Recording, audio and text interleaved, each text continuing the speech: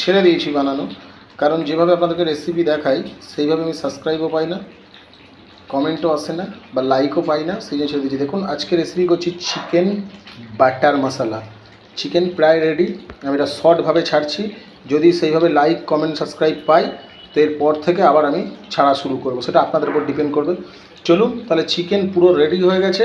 এবার আমার এতে দেওয়ার পালা গরম জল, এখনও অনেক বাকি আছে। তো চলুন, প্রথমে আমি এতে গরম জল দিয়ে দিলাম। এখানে আলু দিয়ে চিকেন বাটার মশলা হচ্ছে। এতে কিন্তু লাল যে কোনো কাশ্মীরি লঙ্কার ব্যবহার করা হয়নি, এর প্রতিটা পদ্ধতি আলাদা। দেখুন এখানে চাপা দিয়ে দিয়েছি, আর এখানে ছোটো একটা বাটার নিয়ে নিয়েছি, সঙ্গে এখানে ধনেপাতা কোচানো রয়েছে। চলুন এটা 5 মিনিট ফুটে যাক। দেখুন এবার এখানে আমি দিচ্ছি ধনেপাতা কুচি। আমি ঢাকনাটা 5 মিনিট বাদে তুলে নিয়ে দিচ্ছি ধনেপাতা কুচি। দেখুন দেখুন গ্যাসের ফ্লেমটা কিন্তু পুরো স্লো রেখেছি, রেখে এখানে একটু শাহি গরম মশলা আমি অ্যাড করছি, অল্প করে 1 চামচ মতো দিয়ে ভালো করে ঘেঁটে দিচ্ছি। দেখুন এবার গ্যাসের ফ্লেমটাকে, গরম মশলা দিয়ে 1 মিনিট ফুটিয়ে নিয়ে গ্যাসের ফ্লেমটাকে পুরো অফ করে দিলাম। দেওয়ার পরে এখানে যে বাটারটা রেখেছিলাম, বাটারটা এর ওপর দিয়ে আমি দিয়ে দিলাম।